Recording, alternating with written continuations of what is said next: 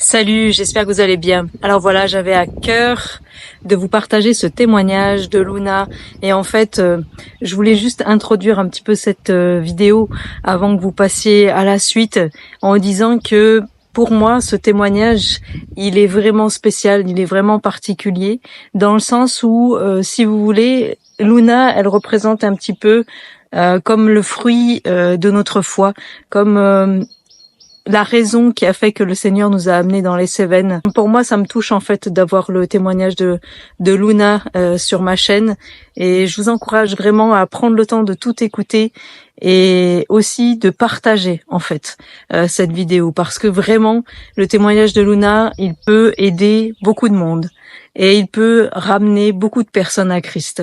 Voilà. Alors je vous souhaite un bon visionnage. Soyez bénis. Je m'appelle Luna, je vis ici au Vigan, dans les Cévennes, au cœur des Cévennes, au pied du Mont Égual, avec mes deux enfants de 14 et 11 ans, et mon chien, Snoopy, important détail. Je suis pas baptisée depuis très longtemps, je suis baptisée depuis le 15 octobre 2022. Ma vie a radicalement changé. Je suis née dans les Cévennes, j'ai grandi dans les Cévennes, et j'ai fait deux enfants dans les Cévennes, donc voilà, le reste du monde, je connais pas trop. J'ai grandi dans un petit village juste au-dessus du Vigan, le même village où les enfants d'Oriane grandissent, donc ça aussi c'est drôle. J'ai grandi dans une famille avec un grand frère au-dessus de moi, d'une première union, et un petit frère qui a 4 ans de moins que moi, avec des parents pas mal marginaux, un papa plutôt bien nanar et rebelle, et une maman qui avait la foi, mais une foi bien à elle, bien bidouillée, mais quand même toujours un cœur à chercher Dieu. Des gros soucis d'addiction, même l'alcoolisme dans le foyer et le cannabis. Et moi, très jeune, très petite, à l'âge de 4 ans et demi, j'ai des souvenirs très clairs, parce que c'est le moment où mon petit frère est arrivé. Donc mes premiers souvenirs vraiment coïncident avec le début de la grossesse de ma maman. On va dire, c'est là où j'ai pris conscience que le mal existait en fait. Ça peut paraître fou, mais c'est comme ça que j'ai pu rencontrer Dieu. Je me suis dit, si le mal existe, c'est forcément qu'existe Dieu. Je me suis posé vraiment des questions très fortes. J'en parlais à mes amis d'école. Et ce qui est drôle, c'est que de mes amis d'école, il y a une petite fille catholique qui m'a dit, viens, il y a le catéchisme tous les mercredis à côté de l'église. Et puis il y avait la petite protestante qui, de son côté, elle me dit, mais non, mais va pas au caté, tu verras quand tu seras grande. Alors c'était drôle, le Seigneur m'a tout de suite mis voilà, des pistes. Mon père, il s'est complètement rebellé face à la religion catholique. Même s'il a eu des phases dans sa vie où il a pu, vraiment son cœur s'est ouvert à Christ, à Jésus lui-même. Mais très vite après, il revenait en arrière dans le sens que la religion, en fait, la religion catholique et puis tout ce folklore est quelque chose qui collait pas pour mon père. Il a eu plusieurs phases dans sa vie où son cœur basculait vers Christ, puis très très vite il revenait sur ses pas parce que ça sorte d'endoctrinement l'effrayait. J'ai quand même été au catéchisme, c'était la seule activité extrascolaire du village dans lequel j'ai grandi, soyons sincères. Il y avait aussi beaucoup ça en moi de faut que je m'occupe, que je rencontre du monde, et si c'est autour de Dieu, tant mieux. Au catéchisme catholique, on apprend vraiment le chemin de croix en fait. La semaine sainte, on va dire que les enseignements que les enfants, enfin en tout cas que moi j'ai reçus, se basait vraiment sur la semaine sainte. Mon cœur d'enfant a été bouleversé, vraiment. Ce que Christ a accompli, j'ai vraiment une conviction de péché à ce moment-là et j'ai dit à ma famille catholique qu'il fallait que je me baptise. Mon père, lui, il avait volontairement nous avait pas baptisé bébé. Il a vraiment tout de suite dit à ma mère quand elle était enceinte de moi qu'il voudrait pas me baptiser parce qu'il voulait qu'on ait libre choix de choisir en fait notre confession religieuse plus tard. À l'âge de 7 ans, moi, après le catéchisme, après les révélations que j'avais eues petite fille autour de la naissance de mon petit frère et vraiment de la violence, mes premiers mensonges, on va dire les premières grosses bêtises de mon grand frère, j'ai un souvenir très clair quand mon petit frère était bébé, où j'ai entendu mon grand frère dévaler les escaliers de notre chambre pour partir en fait, avec le bruit d'une boîte d'allumettes dans sa poche. Et cette anecdote, elle est importante parce que je pense qu'à Là, à ce moment-là, ouais, je suis allée du coup dans la chambre de mon petit frère qui était à côté, qui était un grenier en fait, dans lequel ma mère avait conçu un grand baldaquin pour avoir une chambre dans ce grenier. Et en fait, ce baldaquin était en feu. Et mon grand frère a fui avec son meilleur ami. Et parce qu'ils avaient fait une grosse boulette, mais sauf qu'il y avait mon petit frère qui dormait. Et ça a été un traumatisme vraiment... J'ai crié au feu, en haut de l'escalier, au feu, au feu, au feu, au feu. Et donc mes parents ont vite couru. Ils ont pu récupérer mon petit frère et éteindre le feu. Ça va, c'était... Mais si j'avais pas été là, voilà, je sais pas ce qui se serait passé du coup. C'est ça en fait qui m'a fait prendre conscience que le mal existait. On pouvait dissimuler la vérité, fuir, faire des bêtises et pas les assumer. Alors j'étais très jeune, mais ça, voilà. Et en plus, voilà, des disputes de mes parents. Pour moi, en tant qu'enfant, c'était vraiment des disputes constantes tous les soirs quand on allait se coucher. Donc il y avait quand même une ambiance assez pesante dans ma tendre enfance. Et le catéchisme et ce que j'ai appris 2 ans plus tard du parcours de Christ, de ce qu'il avait pris les péchés du monde à la crucifixion, ce qu'on m'a appris, ce qu'on m'a fait dessiner, le mont Golgotha, les croix. J'ai même un dessin que j'ai gardé où j'ai dessiné Christ crucifié avec la colombe, il y a écrit c'est Jésus la colombe, il y a le méchant avec le fouet, enfin bon Dieu il est dans le soleil. Ce dessin, j'ai gardé et retrouvé au moment où je me suis faite baptiser en Christ l'année dernière. Ce que Christ a accompli, alors enfant, je percevais pas vraiment la divinité, voilà, je voyais pas, c'était vraiment un père, un fils. Puis le Saint-Esprit dans la religion catholique, c'est quelque chose d'un peu mystérieux en fait. Enfin, ça fait partie de Dieu, mais enfin, c'est un attribut de Dieu qui reste très mystérieux quand même chez les catholiques. On nous enseigne pas beaucoup sur le Saint-Esprit. Et puis le fait qu'il ait jamais péché, qu'il ait ressuscité des morts, enfin, c'était quand même merveilleux, quoi. Enfin, mon cœur d'enfant était bouleversé. Enfin, dans l'idée de l'enfant, il a pris sa décision, du coup, d'aller jusqu'au baptême. Ouais, ça prend 1 an. Et puis, bon, du coup, il y a tout un parcours de foi à vivre et enfant, c'est pas rien. Parce que du coup, ça nous demande un engagement.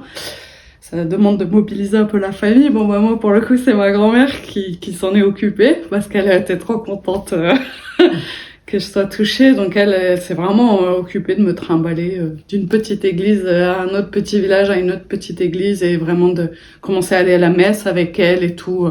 Bon, la messe, c'était soporifique. C'était très, très douloureux parce que je trouvais que ça avait pas grand-chose à voir avec ce que j'apprenais. Arrivé au moment de mon baptême enfant, c'était très spécial. Il n'y a rien qu'à coller comme il fallait. Il n'y a pas eu la robe qu'il fallait. J'ai eu une robe rouge avec des tulipes jaunes. Ça a été un sujet de dispute entre ma mère et ma grand-mère. Parce que du rouge pour un baptême, voilà. Les chaussures étaient trop petites et surtout j'étais malade. J'avais de la fièvre, j'étais vraiment malade. L'odeur de l'encens, ça a amplifié mon malaise, ma nausée. J'avais tellement de fièvre que quand je suis arrivée au-dessus de la vasque d'eau bénite et que le curé, donc il nous met une petite croix sur le front, une petite croix dans la nuque, je crois. Je me souviens pas bien, mais enfin c'était pas suffisant, quoi. Et je pense que la fièvre a amplifié cette sensation-là. Mais là, enfant, à ce moment-là, j'aurais vraiment voulu pouvoir aller entièrement dans l'eau. Et je pense que c'est le Saint-Esprit qui était déjà là. Mais à l'époque, je comprenais pas.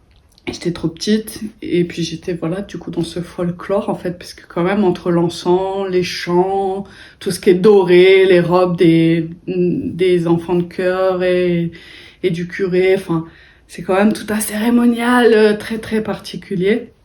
Et puis bon, en plus ils parlent en latin, donc on comprend pas ce qu'ils disent. Enfin, on va dire aussi vite que je suis sortie de l'église, mais mon cœur s'est fermé à Dieu. C'est terrible à dire, mais c'est vraiment ce qui m'est arrivé, c'est que j'étais déçue en fait. J'étais déçue, ce baptême m'avait pas plu, j'étais pas bien. Et surtout, j'avais pas de certitude de mon salut, alors que c'était le sujet du baptême. Arrive la messe donc qui suit, je peux pas communier.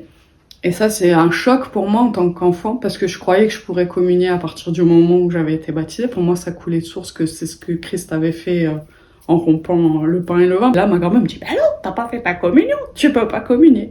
Et là, il faut que je recommence encore 1 an de parcours pour pouvoir accéder à la communion. Et en fait, hyper déçue par l'hostie, qui a vraiment un goût de feuille de riz, hein, soyons clairs, c'est fade. Et puis, peut-être je m'en faisais tout un monde. Puis pour moi, ce qui était important, c'était de communier avec Christ. Mais en fait, on m'a appris des tas de trucs hyper scolaires, de comment tenir mes mains. J'étais de plus en plus irritée intérieurement, sincèrement. Mais sauf que j'étais très refoulée, du coup. Et puis après, j'avais des questions tout le temps. Et en fait, c'est des questions qu'on m'a fait taire. Donc très vite, on m'a demandé de me taire. On m'a dit chut, chut, chut. Puis dans les églises, quand on dit chut, on entend le chut qui résonne. Donc c'est comme si l'église elle-même me disait chut. En plus, enfin le bâtiment lui-même en fait. Le curé disait chut, mais l'église le répétait. Donc en fait, il y a clairement à ce moment-là un chagrin en moi incommensurable qui a commencé à grandir. Et notamment du fait qui est de Christ crucifié au fond de l'église, ça restait une de mes questions qui revenait en permanence de pourquoi est-ce qu'on le laisse sur la croix alors qu'il est ressuscité. Et donc constamment, quand j'étais à la messe, je voyais Christ crucifié, j'étais triste. Mais triste à en mourir, c'était horrible. Et ma grand-mère a pas su m'accompagner dans ce chagrin, elle était démunie. Je pense même qu'elle était gênée. Arrive l'âge où on a 10 ans. Mais si on veut faire sa profession de foi, en fait, on était déjà au collège. Enfin, en tout cas, moi, du coup, dans mon parcours, c'était comme ça, vu que j'étais pas baptisée bébé. Je suis pas allée jusqu'à la profession de foi. Parce que je suis arrivée au collège. Le collège, pour moi, ça a été l'entrée dans le monde. Parce que, du coup, je descendais de mon petit village. Donc, d'une école où on était 50 enfants dans une seule et même classe, avec un seul institut, du CP au CM2. Et d'un coup, j'arrive dans un collège-lycée de 1000 enfants. Pour moi, c'était un cauchemar. C'était très très dur. Ma sixième a été émotionnellement très éprouvante. Et c'est là que je me suis accrochée, on va dire, à l'amitié d'une de mes amies, Hélène, qui est toujours mon amie d'ailleurs. Et vraiment, elle était comme... elle avait été à l'école du Vigan, donc elle avait une école plus grande. Et là, je me suis accrochée à cette amitié pour supporter, en fait, le trop de monde, trop de bruit. J'avais même écrit un texte à l'époque sur ça, quoi. Je me sentais sbahue, la prison. Je me sentais enfermée. Moi, j'étais un enfant hyper actif et voilà, très, très curieuse de tout. Et pareil, du coup, scolaire, assise sur des bancs, ça résonnait comme à l'église. D'un coup, en fait, je vivais la même chose qu'à l'église. On me disait de me taire. Les profs comprenaient pas mes questions. J'étais tout le temps décalée, en fait. Et malheureusement, ce décalage, il m'a très vite poussée dans l'addiction. Et très tôt, dès la fin de ma sixième, en fait, j'ai commencé le cannabis. Et il faut savoir que j'ai pas commencé le cannabis de façon ponctuelle. C'est que je fumais pas. Et tout d'un coup, j'étais fumeuse. Donc, je suis passée de rien à 5, 10, 15, 20 pétards en un été. Et arrivée la cinquième, j'étais complètement déconnectée, vraiment. Cinquième, quatrième, enfumée. Et enfumée, c'était supportable. Ce bruit-là, c'était supportable.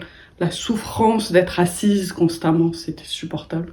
Parce que c'était une torture pour moi de tenir assise.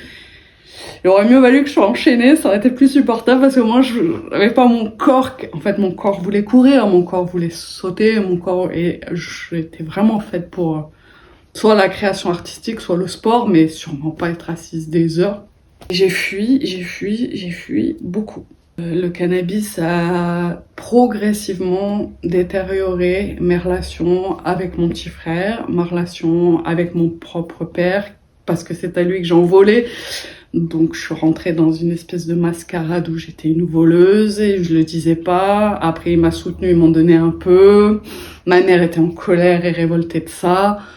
Alors qu'elle était dans l'alcool et dans une relation très toxique. Du coup, en fait, elle était démunie parce qu'elle-même n'arrivait pas à s'occuper d'elle.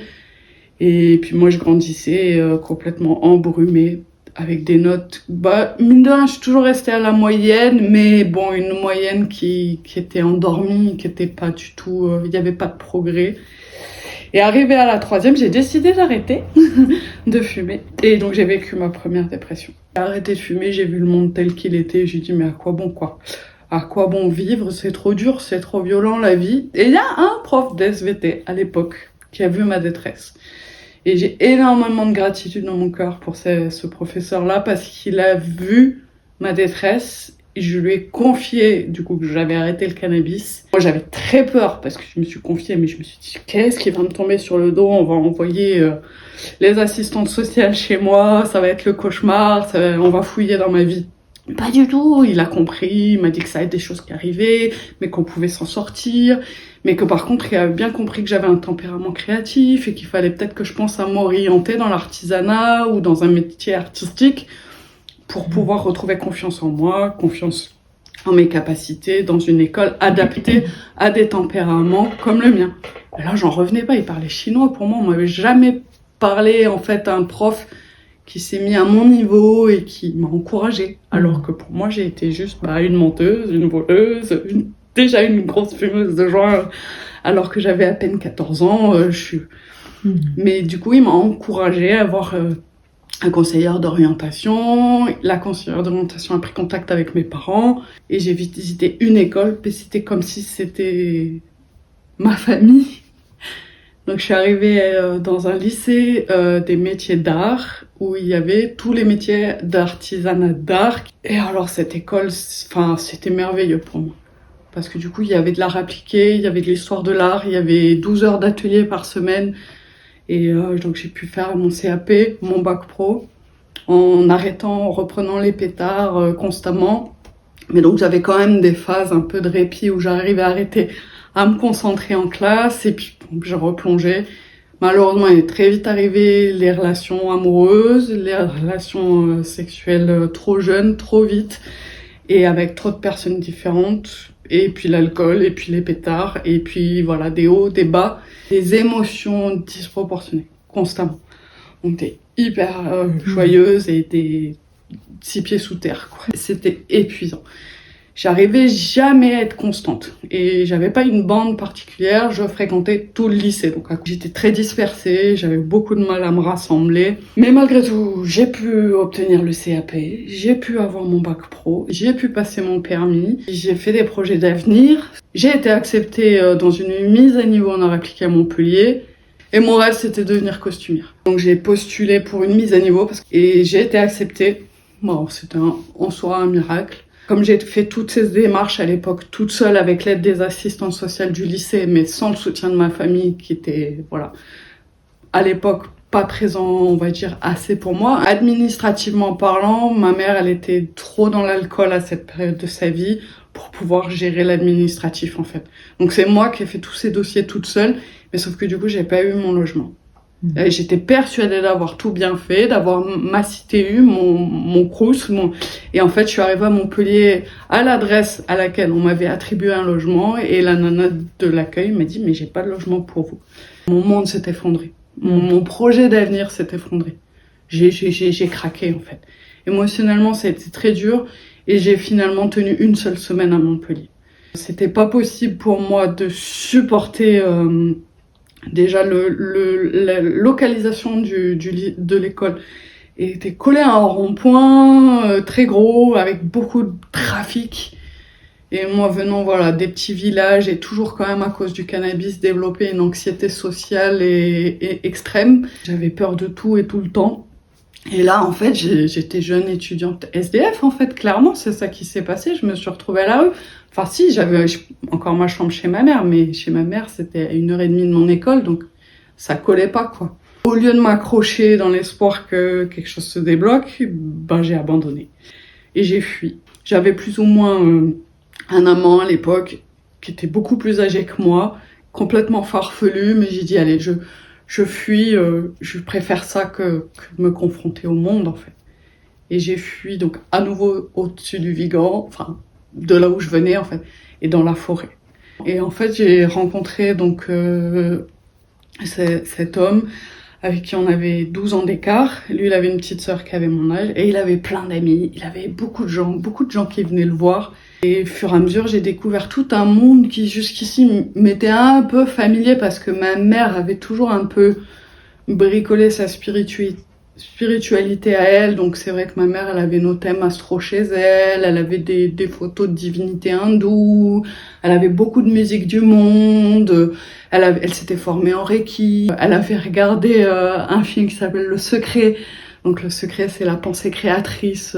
À l'époque c'était ça Dieu dans mon foyer avec ma mère. Et ma mère, elle oscillait entre ses pratiques et l'alcool. Donc, quand elle se sortait de l'alcool, voilà, elle faisait des séances d'ayahuasca et puis elle allait bien pendant un temps, puis elle replongeait dans l'alcool. Et en fait, donc je suis arrivée, j'ai rencontré c'est son environnement et tous ces gens, en fait, on va dire des gentils hippies complètement farfelus. Et j'étais épatée, en fait, de voir et de découvrir toutes ces pratiques spirituelles. Il y en avait qui se disaient qu'ils étaient des mages, il y en a qui se disaient qu'ils étaient des enchanteurs. Ils parlaient aux anges, ils parlaient de maîtres ascensionnés, puis même pratiquer les thèmes astro. Donc en fait, les gens venaient beaucoup le voir pour qu'il monte les thèmes astro.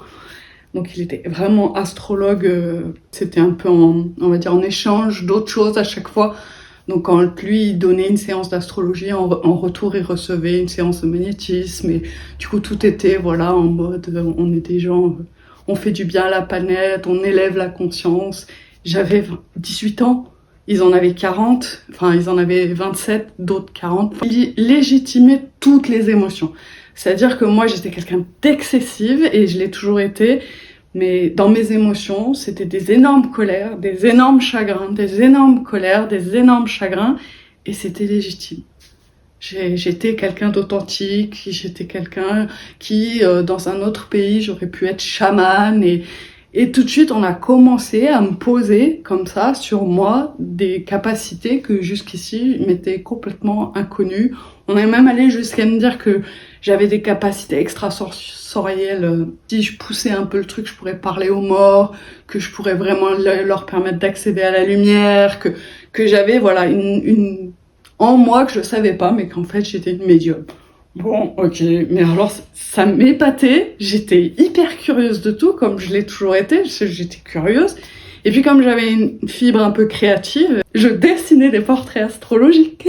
Pendant que lui il faisait les séances, lui il était fasciné d'Égypte ancienne, d'aliens, il avait quand même une science très mélangée on va dire, enfin c'était incroyable, sa bibliothèque était, franchement c'était très très varié entre voilà la théorie des cordes et les aliens, il y avait voilà tout un palais ésotérique. Et surtout, en fait, c'était comme quelqu'un qui avait du magnétisme et qui parlait beaucoup. Et je sais pas, c'est étrange, mais moi, ça m'arrangeait parce que quand tout le monde le regardait, personne ne me voyait. Et donc, j'ai pu disparaître, j'ai pu continuer à fuir, en fait, parce que mon intention première, faut pas oublier que c'était fuir le monde. Et comme prenait toute la place, pendant ce temps-là, on s'occupait pas de moi. Et j'ai envie de vous dire, pour moi, c'était la planque parfaite. J'étais au milieu des hippies qui légitimaient que je sois une colérique pleureuse. Et en plus, on me voyait pas, on me regardait pas. Donc là, j'ai découvert l'agriculture, en fait, et je me suis mise dans un jardin. Et ça a été extraordinaire. Deux étés d'affilée, j'ai pu cultiver du coup la terre qui était autour de ce masé. Pendant que nos amis mangeaient du fromage, faisaient des séances d'astrologie et buvaient des coups et fumaient des pétards. Et moi, j'étais les mains dans la terre, les mains dans le fumier, les mains dans les graines. Et je découvrais la vie. Et j'ai découvert une passion qui, jusqu'ici complètement endormie, je l'avais jamais fait. Et en fait, il s'est avéré que ça marchait, quoi. Que c'était extraordinaire. Je plantais des choses, je les mangeais. Je pouvais y passer ma vie entière, que j'étais bien.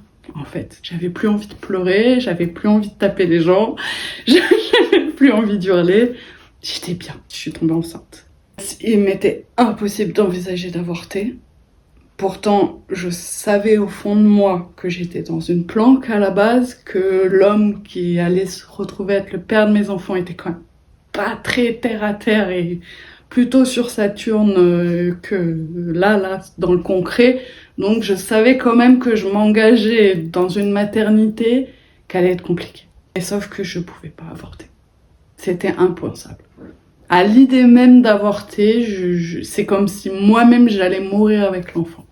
C'était déjà un enfant. Autour de moi, évidemment, comme j'avais à peine 19 ans, tout le monde m'encourageait plutôt à avorter et à quitter Christ.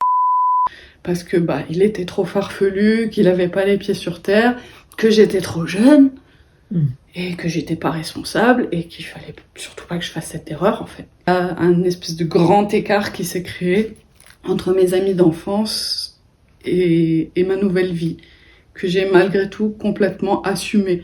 Bon, assumé en mode rebelle, mais assumé. Ma fille a grandi dans mon ventre et s'est avéré qu'elle était mal formée à la naissance.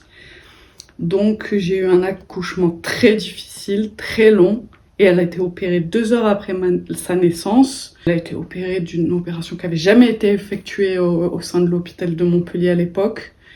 Donc toute petite, elle faisait 1,9 kg. Et 18 jours après sa naissance, on a pu sortir de l'hôpital. Et en fait, là, je suis revenue donc dans mon jardin. Et puis j'ai retrouvé ma vie, mais sauf que tout d'un coup, j'étais maman. Et donc ma vie n'avait plus du tout la même saveur en étant mère.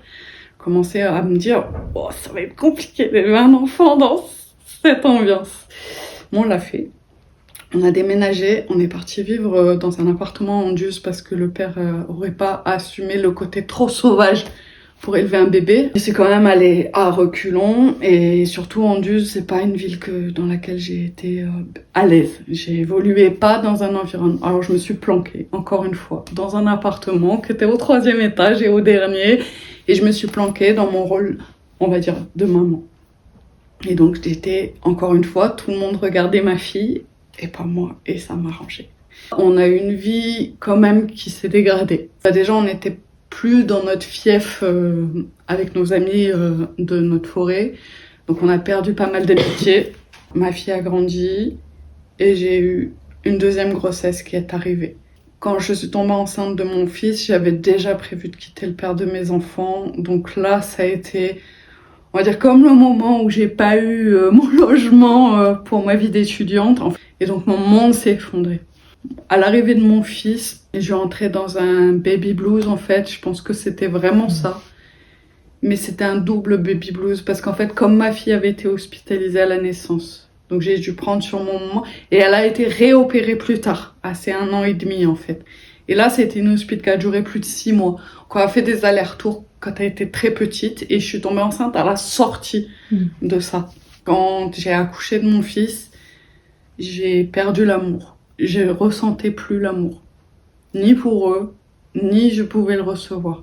C'est l'enfer sur Terre qui a commencé à se développer en moi en fait. C'est que j'étais coupée de l'amour et que j'étais hantée par la mort. Mais vraiment hantée par la mort.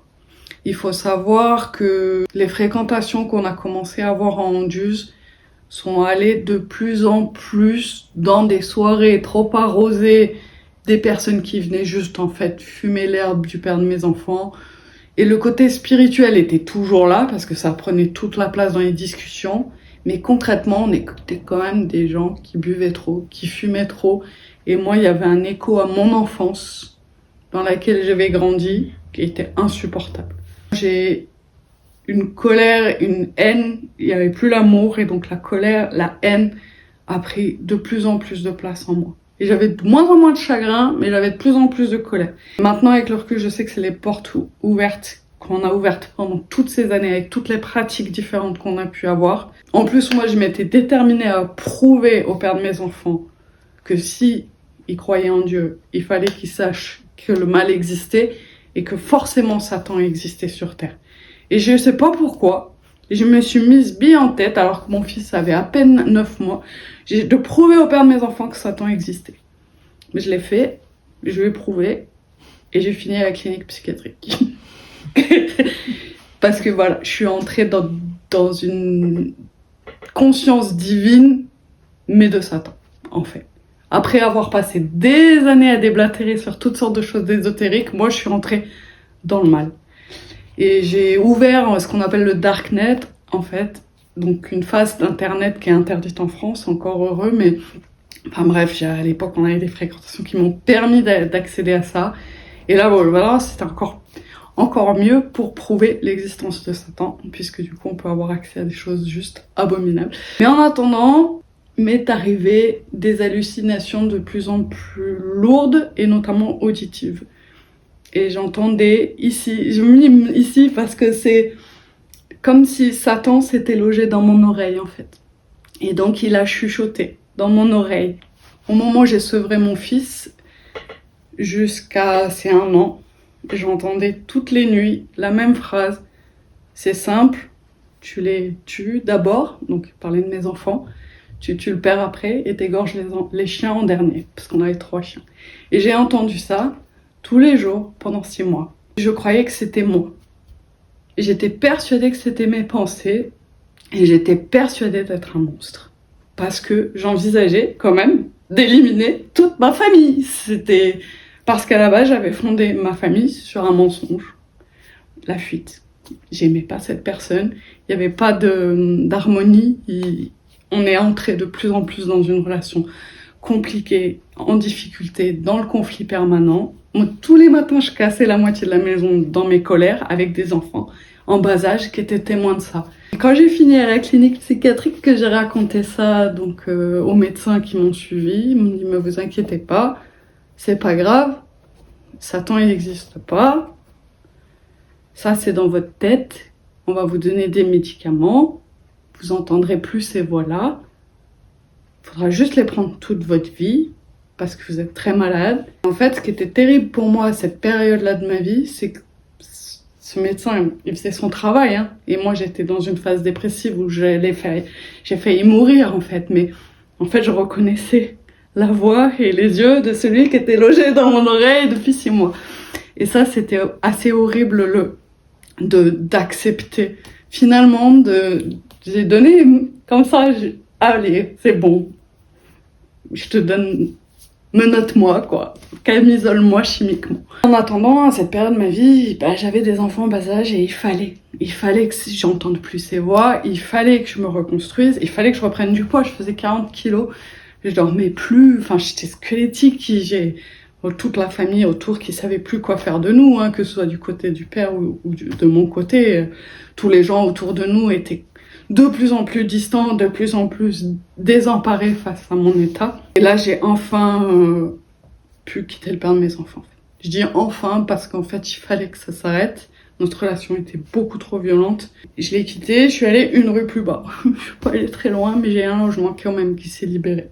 Mais là, j'étais, voilà, à nouveau dans une phase de ma vie où j'étais très exaltée, j'ai un nouveau départ, mais c'était une exaltation qui était extrême. J'ai quand même accepté de prendre des traitements plus ou moins. J'arrêtais, je repartais en clinique psychiatrique, je reprenais des traitements. Je réarrêtais mes traitements, je repartais en clinique, c'était systématique. Et jusqu'à ce que vraiment il y ait un diagnostic qui soit posé, en fait. J'ai été diagnostiquée bipolaire, voilà, à tendance schizoïde dans les phases maniaques. La dernière hospitalisation que j'ai pu vivre, j'ai rencontré un psychiatre comme le professeur d'SVT quand j'étais en 3e, qui m'a regardé égal à égal alors que c'est un médecin. Et lui, vraiment, on a fait comme un pacte en fait, mais un pacte, on va dire, positif, où il m'a dit, bon, moi je vais demander quelque chose pour toi. Je vais demander à ce que tu aies l'allocation adulte handicapé pendant un temps. Toi, en échange, pour la première session, ça dure 5 ans, on nous attribue l'allocation adulte handicapé. Les 5 premières années de ton allocation, tu arrêtes l'alcool, tu arrêtes le cannabis, tu arrêtes les drogues et tu quittes le village dans lequel tu es, qui te tire vers le bas, et tu prends tes médicaments. Les 5 ans après, ton premier renouvellement, tu continueras vraiment de te soigner, tu feras une psychothérapie bien à fond et tu deviendras autonome pour être à peu près autonome en même temps que tes enfants seront grands. Bon, à l'époque, ça me paraissait complètement impensable, mais j'ai quand même accepté. J'ai dit, ok, je vais essayer. En tout cas, j'étais volontaire à l'idée de m'en sortir. Et c'est ce qui s'est passé, en fait. À la fin, vraiment, j'étais dans l'errance. Je errais dans les rues du village. J'étais missionnée. Des fois, je croyais qu'il fallait que je libère tous les fantômes des catacombes de la ville entière. Enfin, c'était très spécial, hein, les délires que j'avais. Ça allait loin. Je suis venue me réfugier au Vigan. Il y a eu un HLM que ça faisait 3 ans en fait que j'avais demandé, qui s'est libéré après mon hospitalisation. Et j'ai pu déménager. Et donc on y est, c'est ici. J'ai pas bougé depuis 2018 que je suis arrivée au Vigan. Voilà, j'ai eu accès à ce logement. J'ai rencontré les alcooliques anonymes et les narcotiques anonymes. Et grâce aux alcooliques anonymes et aux narcotiques anonymes, j'ai pu arrêter mes dépendances. Enfin, sauf les clopes. Mais j'ai pu arrêter l'alcool, les drogues et le cannabis. J'ai rencontré un nouveau CMP, un centre médico-psychologique, un nouveau traitement a été mis en place, beaucoup moins lourd que ce que j'avais en Anduze. Et donc progressivement, ma vie s'est simplifiée. Et j'ai réappris à vivre avec mes enfants. Finalement, mon fils était en moyenne section de maternelle, ma fille était au CE2, ils étaient encore jeunes. On avait vraiment une seconde chance. Et j'ai vraiment saisi cette seconde chance. Et on a eu la paix. Pendant 3 ans, on a eu la paix, vraiment. On n'avait jamais eu une paix comme ça. Et surtout, moi, j'étais plus dépravée. Donc tout d'un coup, ils ont une certaine sécurité qui a commencé à se mettre en place. On a pu reconstruire la confiance qu'on avait les uns et les autres. Moi, j'ai mis vraiment un mur de béton armé entre le père de mes enfants et moi. Psychologiquement, j'avais pas le choix. Ça a été très dur pour les enfants et pour lui, mais voilà. Il posait les enfants sur le parking. Quand on s'appelait, qu'on parlait, c'était uniquement au sujet des enfants. Il n'y avait plus de relation, en fait. C'est la seule relation que j'autorisais, c'était autour de nos enfants. En fait, plus jamais de quoi à ce qu'on se redispute. Finalement, c'était ça mon but, c'est que les enfants soient plus jamais témoins de conflits. Le confinement est arrivé, et pendant le confinement, j'ai fait une rencontre. Et en fait, cette rencontre, honnêtement, mon intuition, moi, je savais qu'il fallait pas que j'aille vers cette personne, mais j'y suis quand même allée. Et avec cette personne, on a vraiment entré dans une relation fusionnelle, comme j'ai toujours fait. Hop, je deviens la même personne. Et pareil, les conflits, les séparations. Mes enfants pas trop témoins de tout ça parce qu'ils vivaient pas chez moi. Malheureusement, la relation est allée de moins en moins bien. Mais à cette période-là, ça m'a fait me poser des questions très profondes. Sa famille sont musulmans. En tout cas, sa grand-mère était très rigoureuse, ses oncles aussi, tout ça. Et moi, j'avais ce côté catholique, et tous les deux, en fait, on croyait en Dieu. J'avais mes blessures liées au New Age, et du coup, j'étais complètement dispersée dans ma spiritualité. Même si Jésus, il y avait toujours quand même Jésus en arrière-fond. Donc, tout d'un coup, je rencontre quelqu'un qui me parle du prophète Mahomet, et je me dis, tiens, c'est marrant, ça me rappelle Jésus. Du coup, j'ai creusé, en fait, j'ai commencé à lire un peu du Coran, sur Internet.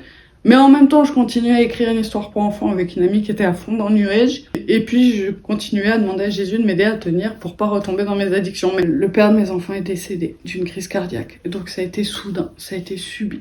Et c'était inattendu. Et à ce moment-là de ma vie, quand il est décédé, ce fameux mur de béton armé que j'avais construit entre lui, il s'est écroulé. Il est parti. Avec sa mort, en fait. Et donc, je me suis retrouvée sur un tas de sable. C'était il n'y a pas si longtemps, c'était en mi-2022.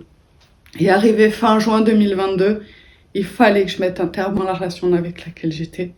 Parce que c'était en train de devenir vraiment, vraiment très compliqué à vivre.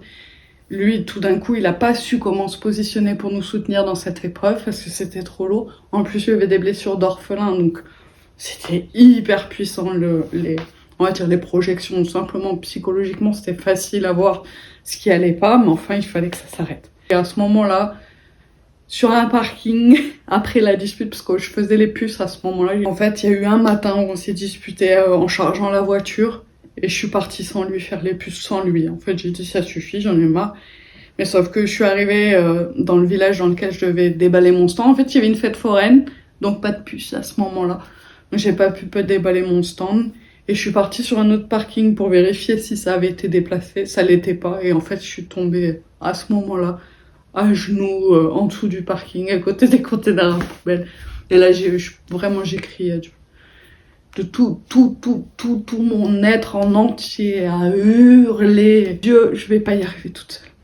Et en fait, j'ai dit Jésus, parce que comme c'est lui qui m'avait sorti de mes addictions, alors même si c'était une perception, on va dire, complètement déformée de Jésus, dans le sens c'était un peu le Jésus catho plus le Jésus New Age.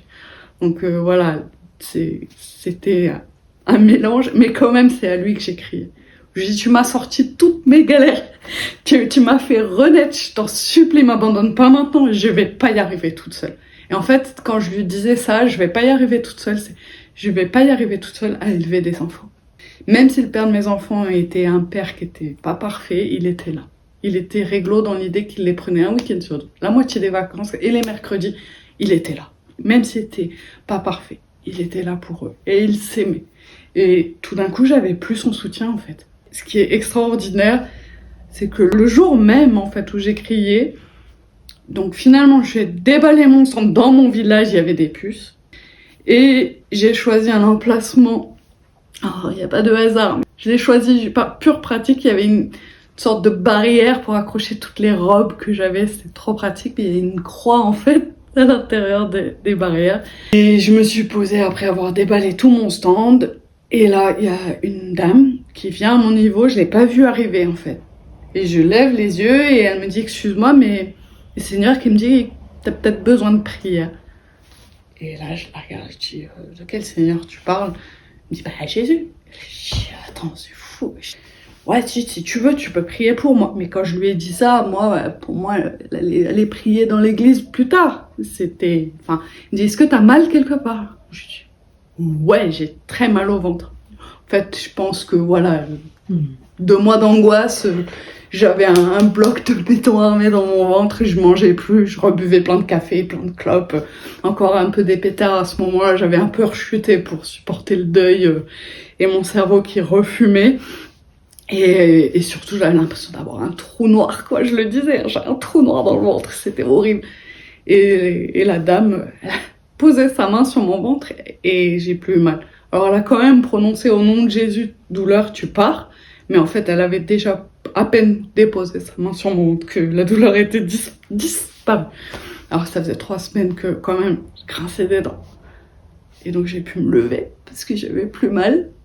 Et là, j'entrais dans une euphorie. Bon, avec le recul, ma frangine Carolina m'a dit que je pleurais. Mais moi, à ce moment-là, pour moi, j'ai riais. Donc j'étais vraiment... J'avais crié 1 heure avant, Jésus, je t'en supplie, je vais pas y arriver toute seule.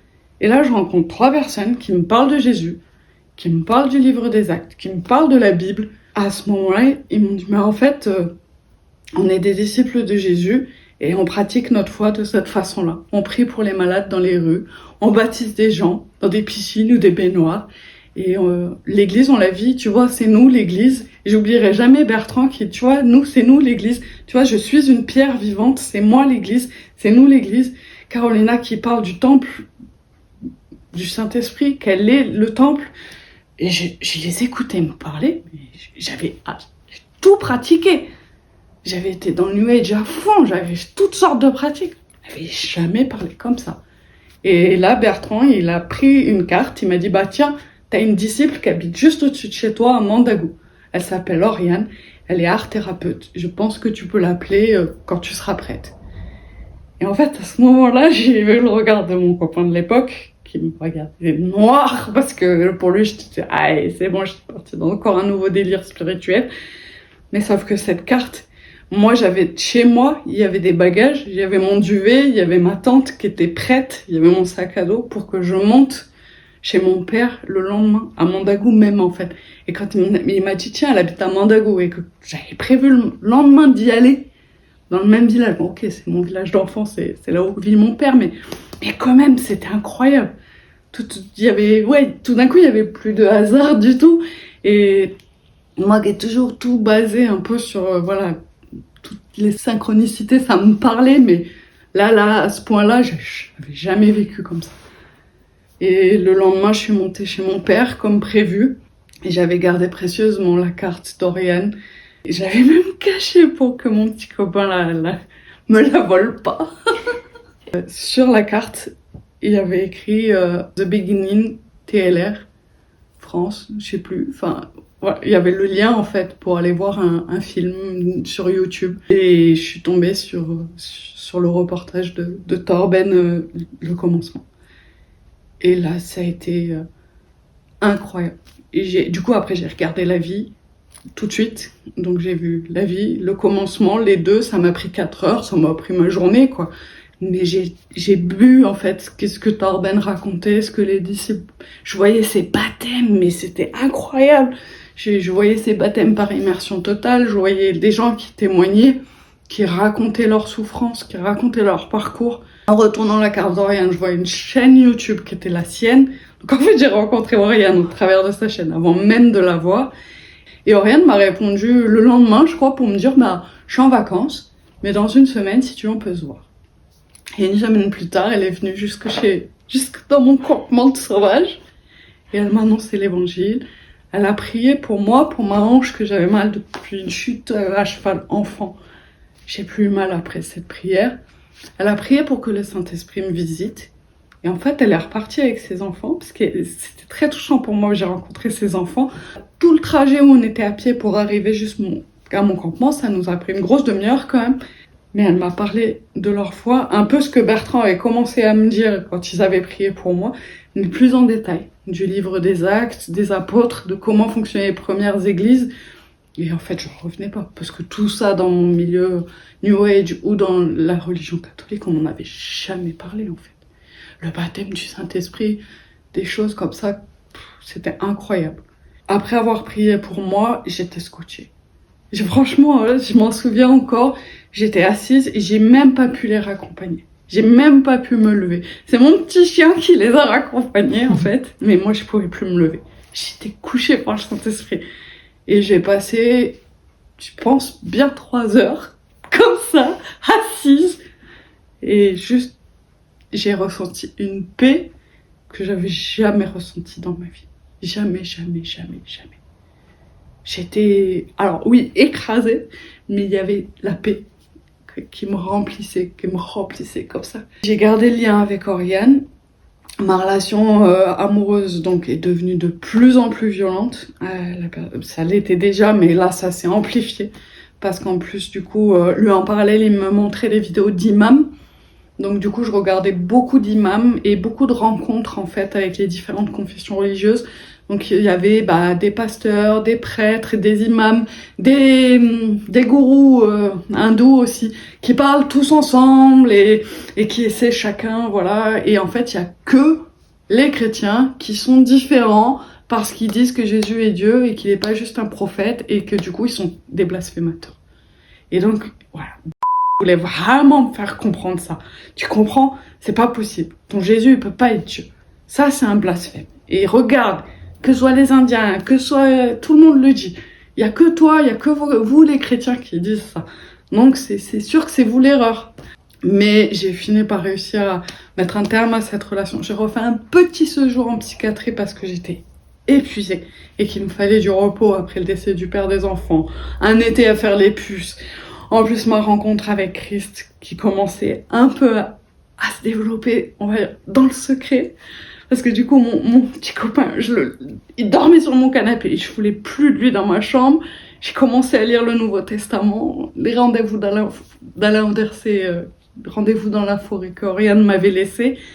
Et je découvrais comme ça, petit à petit, des témoignages que j'ai regardés sur YouTube, évidemment, parce que tout d'un coup, je me suis retrouvée à me dire, mais c'est incroyable, c'est arrivé à combien de gens? C'est arrivé à combien de gens de rencontrer Jésus? Et du coup, je lui parlais, je lui demandais des choses. Et à chaque fois que je lui parlais, je n'entendais pas ce que j'avais reçu quand Oriane avait prié pour moi. À chaque fois, j'étais écrabouillée. C'était bizarre, hein. Et j'avais la paix. Et à chaque fois que j'ai essayé de lui parler, j'avais la paix. Et ça, c'est quelque chose que... moi, je me suis construite sur la peur, sur la colère. Donc, j'ai passé une vie entière comme ça.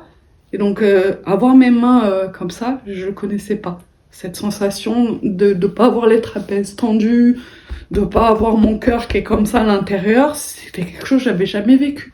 Jamais, jamais, jamais. Je pense même dès ma naissance, j'ai eu mon cœur qui était comme ça à l'intérieur de moi et j'ai jamais eu la paix en fait. Et ça pour moi, il n'y avait pas de doute à l'intérieur de moi que c'était Dieu. Il n'y avait pas de doute. Mais voilà, j'ai réussi à quitter.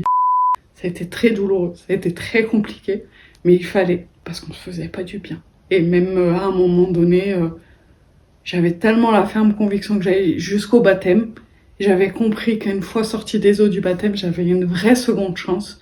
Et cette seconde chance-là, je voulais pas l'abîmer. Et je voulais pas l'idée, de re-entrer dans des relations hors mariage.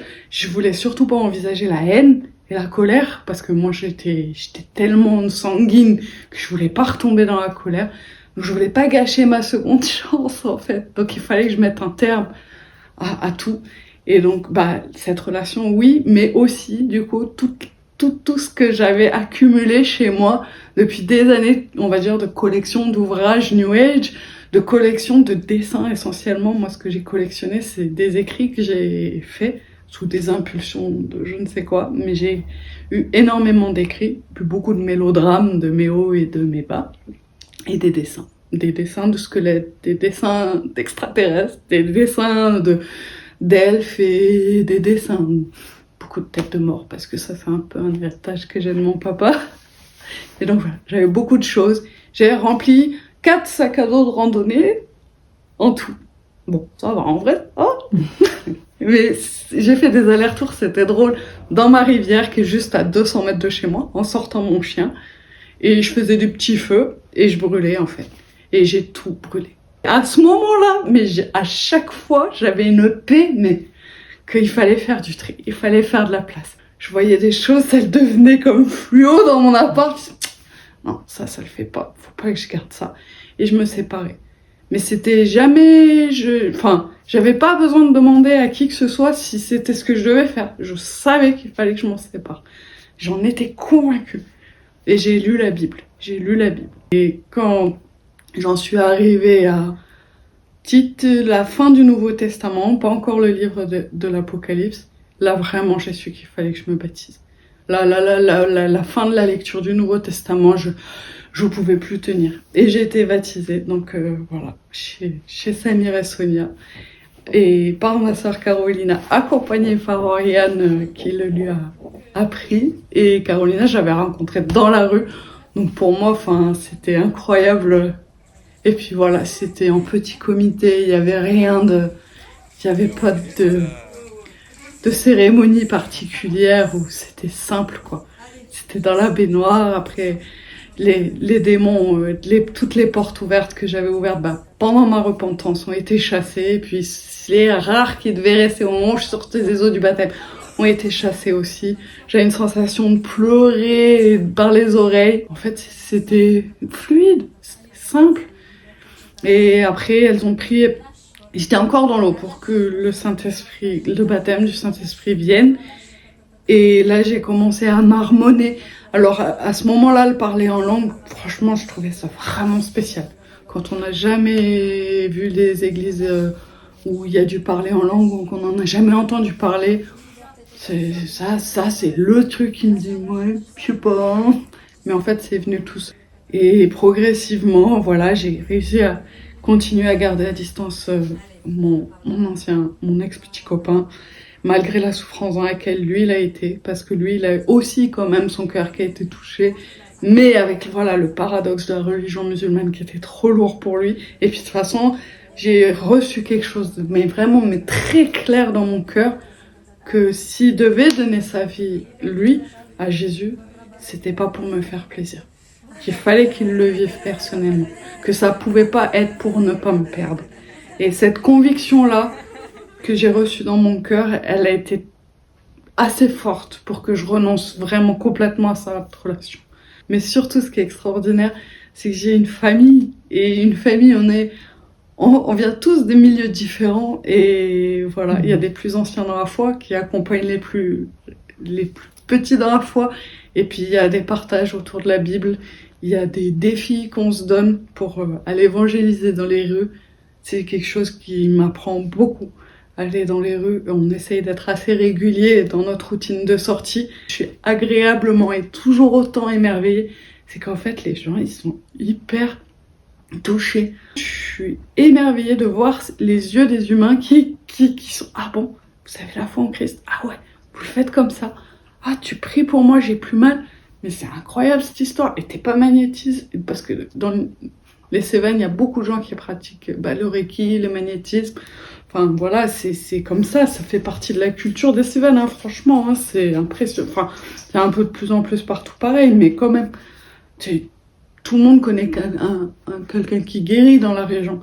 Et là, que ce soit Christ qui le fait, c'est pas nous, c'est pas l'énergie christique. On le fait parce qu'on a reçu le Saint-Esprit, on le fait parce qu'on est chrétien, né de nouveau.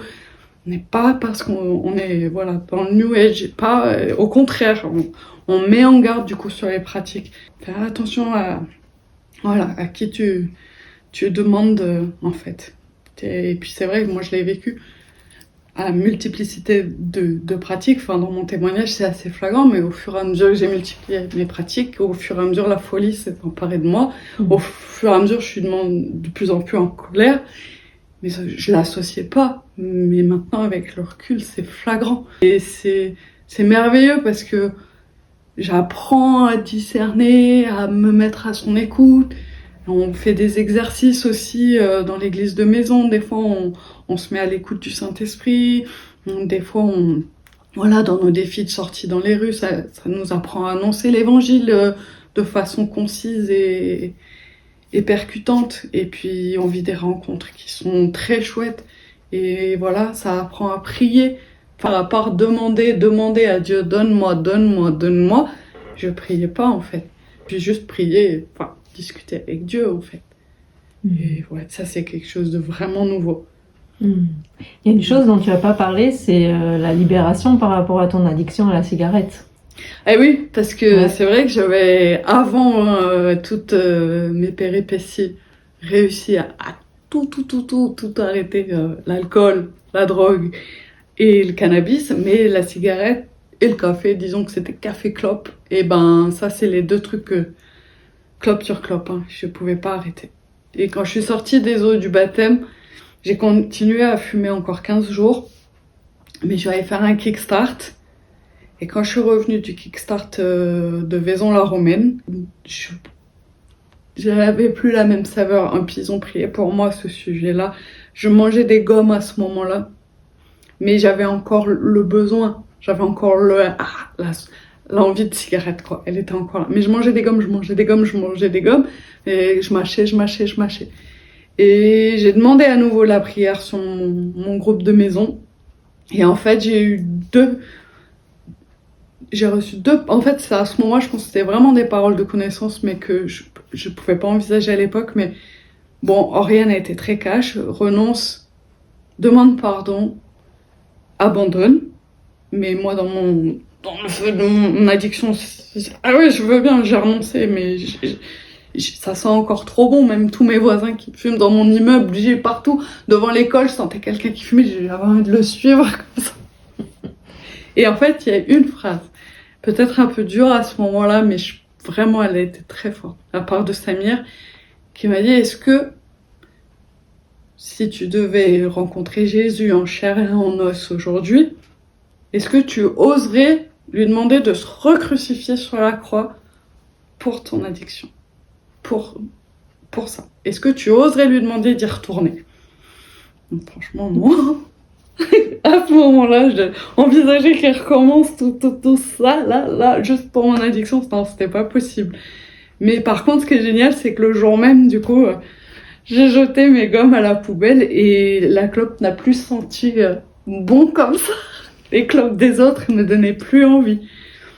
Alors, ça a été compliqué, parce qu'il fallait malgré tout s'en défaire, mais j'ai pu m'en défaire. Ce qui n'a jamais été le cas auparavant. De mes 11 ans, mes 33 ans, du coup, j'ai fumé, quoi. Donc, c'est sûr que ça, c'est... Et puis, il y a eu l'idée aussi du renouvellement de l'intelligence. Pouvoir te saisir de la liberté, en fait, qui était déjà là pour toi. Voilà. C'est que normalement, quand je suis sortie des eaux du baptême, la loi du péché, elle a plus d'emprise sur moi. Je suis une nouvelle créature, une nouvelle naissance. Donc je suis morte en Christ à ce moment-là.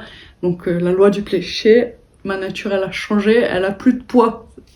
Mais dans le mental, il me percute pas. Et il y a, se nourrir de la Bible pour ça. Beaucoup. Et ça, je pense que ça, j'ai été bien accompagnée. Ce que je disais une fois à Florian, un des frères, que quand même j'ai eu cette grâce d'avoir autour de moi des frères et sœurs vraiment présents dans la prière et puis présents physiquement. C'était pas une théorie, on se voit toutes les semaines, on se voit des fois un week-end sur deux, on se voit. On regroupe nos deux églises de maison et il y avait au début il y avait cette importance très forte de Oriane et Gigi qui sont mariés, qui ont 3 enfants, Samir et Sonia qui sont mariés, qui ont 3 enfants aussi, et j'ai envie de dire Voilà, ces deux couples-là, ils avaient un poids dans ce qu'ils me disaient, dans leurs prières, dans les conseils qu'ils pouvaient me donner. Enfin, tous les enseignements que j'ai pu recevoir de cœur à cœur en plus, c'était pas théorique, quoi, c'était pratique. On me disait quelque chose, on me proposait, on me suggérait de le mettre en application, et j'essayais de le faire, et c'était incroyable. À chaque fois, j'ai du mal à donner des exemples clés, mais lis la Bible et tu verras, tu vas grandir dans la foi et tu comprendras de mieux en mieux la nouvelle créature que tu es. Justement, là, la question, ça fait une bonne transition. Qu'est-ce que tu as envie de dire à quelqu'un qui t'écoute là, et qui cherche le Seigneur? Bah, je crois que tout simplement, si tu cherches vraiment de tout ton cœur, eh ben, arrête de chercher, assieds-toi un instant et demande-lui quelque chose. De simple en fait. Je vais pas de faire une prière à l'univers abstraite. Juste bon bah ok Jésus, si c'est vrai ce que tu as accompli sur cette croix, si tu as vraiment pris sur toi tous les péchés du monde et que ce que tu me proposes c'est une seconde chance et d'amener d'autres à vivre une seconde chance et de pouvoir vraiment... Parce que moi j'ai vécu l'enfer sur terre et j'ai envie de dire presque voilà, le royaume de Dieu je le vis sur terre aussi. Et c'est ça que si j'aurais quelque chose à transmettre, c'est ça. C'est le salut, il est maintenant. Si tu as envie de rencontrer Jésus, c'est aujourd'hui. Si tu veux qu'il se révèle à toi, demande-lui. Et parce qu'il est là. Et il attend patiemment. Il nous a donné le choix depuis... On a tous le choix dans notre vie de le suivre ou pas. Et moi, dans ma vie, je sais que j'ai eu plusieurs fois le choix de le suivre ou pas. Et quand est arrivée cette date-là, c'est ce 2022 finalement, c'est cette année-là, où il m'était encore une fois proposé de le suivre, là je pouvais plus dire non. Et je pense que si on est tous un peu honnêtes et qu'on vraiment rigoureusement on cherche au plus profond de nous, Christ il est là, il est vivant en fait, il est comme j'étais petite, il n'est pas resté crucifié sur cette croix. Il est ressuscité et il est revenu à Dieu. Et il nous attend, en fait. Il nous attend patiemment. Mais à un moment donné, c'est le choix, il nous revient à nous. Une fois que la personne, elle dit oui, qu'elle dit oui, Seigneur, je reconnais que tu existes et j'ai envie que tu sois dans ma vie, qu'est-ce que tu dirais à la personne de faire, du coup? Moi, je dirais de lire la Bible. Parce que en lisant la Bible, du coup, on se rend compte que Jésus répétait toujours la même chose, en fait. C'est renonce à tes mauvaises actions, on demande pardon à Dieu d'avoir agi de travers parce que tu savais pas, mais renonce-y parce que maintenant tu sais que ça plaît pas à Dieu, alors arrête de faire ça. Viens avec moi, suis-moi, arrête tes conneries et viens, suis-moi. Mais pour me suivre, il faut que tu renonces à tout, à tout ce que tu croyais être vrai avant de me rencontrer. Et donc aller jusqu'au baptême. Parce que croire en Jésus tout seul, ça suffit pas. Moi, j'y ai cru, hein, toute ma vie, finalement. Il était au fond de mon cœur d'enfant, il est resté tapis dans mon cœur. Il y avait une petite part pour lui, toujours. Même dans les relations New Age que j'avais, il y avait toujours, et Jésus, dans tout ça. Ouais, l'énergie christique est beaucoup, beaucoup appréciée aujourd'hui, mais en fait, c'est pas le bon Jésus. C'est un mensonge, c'est un leurre, le Jésus du New Age. Et une fois qu'on est baptisé, et qu'on rencontre son Saint-Esprit et que son Saint-Esprit vient élire domicile en notre propre esprit à nous, à ce moment-là, il se passe quelque chose de radicalement différent. C'est que tout d'un coup, on commence à voir le monde avec les yeux de Jésus, en fait. Et alors, ça, c'est bouleversant. Au début, c'est bouleversant. Parce que tout d'un coup, on se met à voir le mal tel qu'il est, pour ce qu'il est. Et on se met vraiment à ne plus du tout avoir les mêmes besoins. Rencontrer Jésus et lui demander s'il existe, c'est pas suffisant. Il faut aller jusqu'au bout du processus. Voilà, jusqu'à recevoir son Saint-Esprit. C'est un honneur, hein, c'est quelque chose d'extraordinaire. Les prophètes dans l'Ancien Testament, de temps en temps, ils étaient saisis, ils recevaient le Saint-Esprit ponctuellement, à des moments donnés, pour avertir les peuples. Mais comme ça, c'est ça, la grâce pour moi, elle est là, elle se situe là en fait. C'est la grâce de recevoir le Saint-Esprit. C'est par son Saint-Esprit que je change de comportement. C'est parce qu'il vit en moi que tout d'un coup, les attraits du monde, et du coup, pour moi, c'est flagrant. C'est les addictions et les relations multiples et variées et compliquées, et les pratiques ésotériques aussi multiples et variées. Mais tout d'un coup, ça n'avait plus de saveur, ça n'avait plus de sens. J'avais envie de lire la Bible, moi. J'avais besoin, même j'en ai toujours autant besoin. Hein. Les enfants en sont témoins. Elle fait partie de mon quotidien. Je suis même en train de l'illustrer maintenant. Bon, voilà, enfin, je m'éclate, c'est génial. Je me balade dans toutes mes balades, dans toutes mes rencontres presque. Je rigole. Avec un frère, Anthony, je racontais ça. J'ai comme des versets qui illustrent ma vie quotidiennement dans tous mes déplacements. Et si tu devais donner une définition à qu'est-ce que c'est être disciple de Christ, tu dirais quoi? C'est simplement juste le suivre. Enfin, mais simplement parce que j'ai reçu le Saint-Esprit, je peux dire que c'est simple en fait. Mais c'est tenter de marcher selon ce qui nous a donné comme ordre en fait.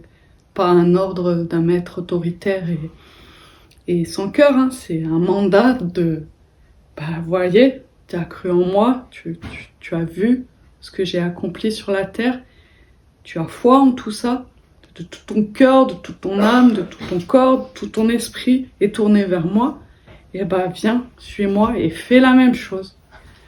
Et faire la même chose, c'est aller dans les rues, annoncer l'évangile, comme lui il l'a fait, prêcher le royaume de Dieu sur la terre, guérir les malades quand ils nous le demandent, et toujours annoncer que c'est Dieu qui guérit, que c'est pas nous, que c'est pas un pouvoir qui nous est donné, que c'est simplement son Saint-Esprit. Pour moi, je pense qu'un élément clé de la vie de disciple, c'est la vie de disciple ensemble, en tant qu'ensemble, en tant que corps du Christ encore. C'est comme si on est chacun, comme disait Bertrand au tout début où j'ai rencontré les disciples, on est chacun une pierre vivante de l'Église, à nous tous, on constitue l'Église de Jésus. Donc en fait, on constitue Christ lui-même en fait. Mais bon, ça peut paraître complètement mystérieux dit comme ça, mais quand on est tous ensemble dans la communion, c'est extraordinaire comment on est complémentaires, comment des fois on reçoit des choses tout à fait ordonnées et cohérentes.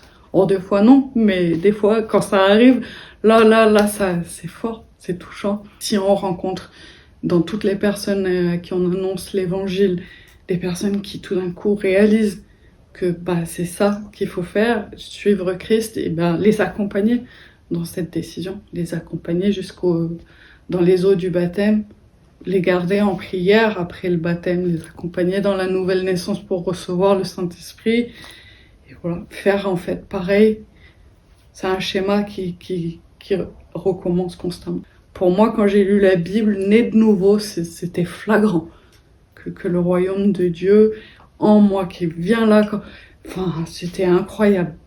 Enfin, en ayant traversé quand on a touché la folie en fait, subi, c'est vraiment ça. La folie, on l'a subie. Alors j'étais vraiment dans des crises de folie très très poussées.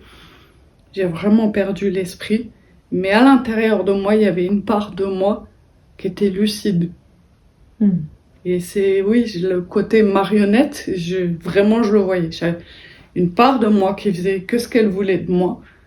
Et j'étais pas maître de ça, j'étais pas maître de ma folie. Mais il y avait ma conscience à l'intérieur qui criait tout le temps. À Dieu en fait, qui me ramenait tout le temps. Reviens, arrête.